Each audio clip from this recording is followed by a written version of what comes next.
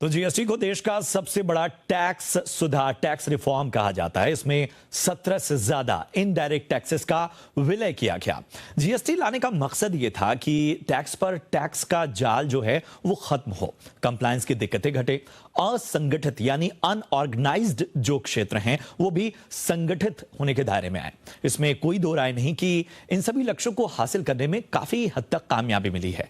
लेकिन जीएसटी लागू होने के बाद कई पिन पॉइंट्स हैं जो अभी बने हुए हैं और ये पेन पॉइंट्स बहुत ज्यादा मुश्किलें पैदा करते हैं। हम इन्हीं पेन पॉइंट्स को उठाने की कोशिश कर रहे हैं ताकि केंद्र और राज्य की जो सरकारें हैं उस दिक्कत को समझें और जीएसटी काउंसिल में इसका रास्ता निकले। और आज इसी मुद्दे पर हम बात करेंगे, इस समस्या के हर पहलू को समझने की कोशिश करेंगे और सबसे अहम समस्या इसकी है क्रेडिट एक्यूमुलेशन की। और इस पर बात करने के लिए हमारे साथ जुड़ रहे हैं जीएसटी एक्सपर्ट अभिषेक रस्तोगी साहब। बहुत बहुत स्वागत अभिषेक आपका जी बिजनेस में। देश की कई अदालतों में जीएसटी की दिक्कतों और विसंगतियों को लेकर आप केस लड़ रहे हैं।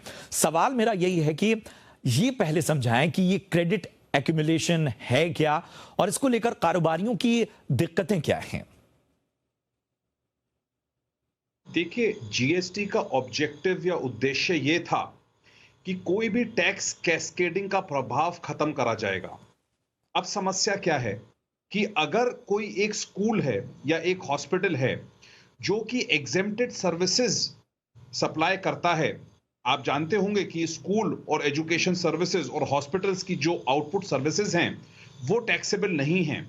तो अब जो सबसे बड़ा प्रश्न आता है वो ये आता है कि क्या जो क्रेडिट एक्यूमुलेशन होता है इन बिजनेसेस में, क्योंकि ये जो परचेजेस करते हैं उन पर तो जीएसटी लगता है और इन्वर्टेड ड्यूटी स्ट्रक्चर रिफंड में जब मैं एग्जेम्प्टेड सर्विसेज या एग्जेम्प्टेड सप्लाईज देता हूं तो मुझे उसका रिफंड नहीं मिलता।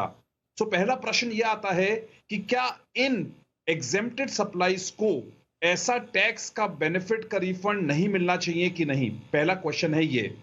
दूसरी समस्या ये आती है कि जब बहुत सारे बिजनेसेस जो आउटपुट पर टैक्स पे कर रहे हैं उनके लिए कुछ रिस्ट्रिक्शंस करी गई हैं। पहली रिस्ट्रिक्शन ये है कि इन सिचुएशंस में सर्विसेज का जो बेनिफिट है वो नहीं मिलेगा। इन्वर्टेड ड्यूटी स्ट्रक्चर रिफंड में सर्विसेज का बेनिफिट नहीं मिलेगा। सिमिलरली बहुत सारी ऐसे रिस्ट्रिक्शंस प्लेस करी गई हैं जिसमें कैपिटल गुड्स के क्रेडिट पर भी रिस्ट्रिक्शंस हैं। सो क्वेश्चन ये आता है कि क्या ऐसे इन्वर्टेड ड्यूटी स्ट्रक्चर में या और बिजनेसेस में कोई भी इस प्रकार की रिस्ट्रिक्शन हो सकती है कि जो क्रेडिट को एक्यूमुलेट करे।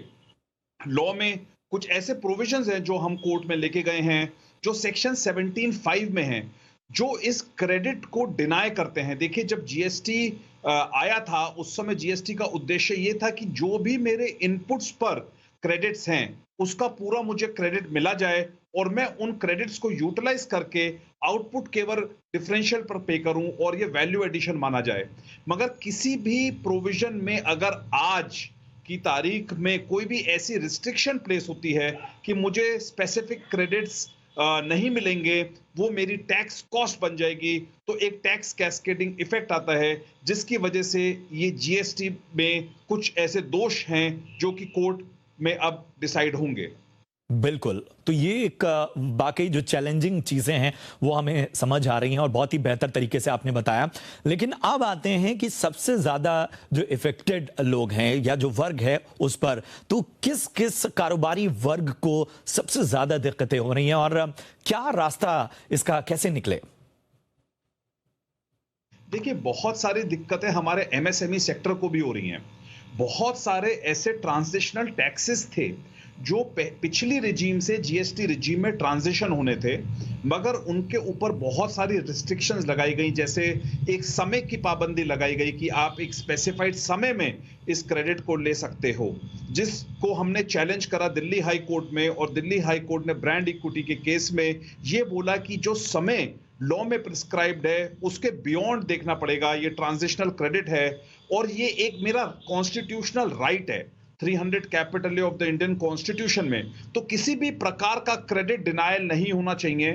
बहुत सारे ऐसे एमएसएमई उद्योग थे जो डेट्स मिस कर गए, trans one credit forms fill करने भूल गए, या उन्होंने सिस्टम में ऐसी प्रॉब्लम आई, सिस्टम्स की ग्लिचेस आए, जिसकी वजह से वो समय पर उसको ले नहीं पाए या सिस्टम्स की प्रॉब्लम रही।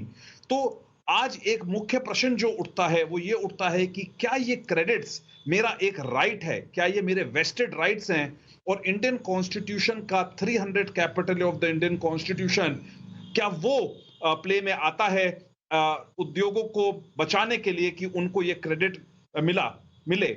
और ऐसी बहुत सारे सप्लाईज हैं जो जीएसटी काउंसिल ने रेवेन्यू न्यूट्रल रेट को ध्यान रखते हुए एग्जेम्पशन दिया था, जैसे कि पुस्तकें, जैसे कि स्कूल की सर्विसेज, जैसे कि अस्पताल, जैसे कि कुछ और बहुत ही महत्वपूर्ण सप्लाईज जिनको एग्जेम्पशन देने का निर्णय लिया गया था।